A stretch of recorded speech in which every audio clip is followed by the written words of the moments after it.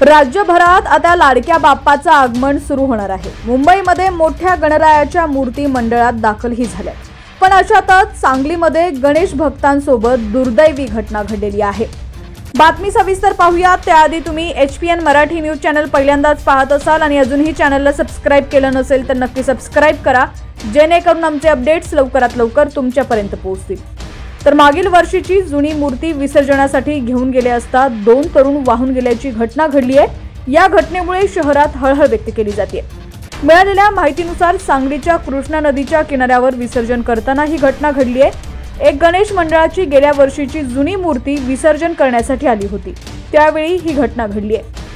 अक्षय बनसे वय 20 आणि आदी रजपूत वय 17 असं वाहून गेलेल्या दोघांची नावं आहेत। सरकारी घाटावर मूर्ती पाण्यात सोडताना हा प्रकार घडलाय।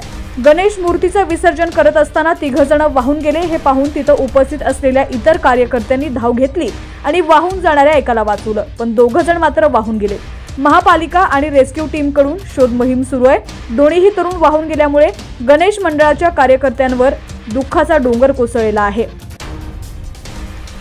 दरम्यान पुणे जिल्ह्यातील मावळमध्ये 2 मुलं वाहून गेल्याची घटना घडली आहे। मावळातील कुंडमळा धबधब्यातील पाण्याचा आनंद घेण्यासाठी चिंचवड येथील 6 मुलं आणि 2 मुली सकाळी 11च्या सुमारास इथं वर्षा विहारासाठी आले होते। त्यातील रोहन ज्ञानेश्वर ढोंबरे आणि श्रेया सुरेश गावडे हे दोघं पाण्यात खेळत असताना पाण्याचा प्रवाह वाढल्यानं वाहून गेले।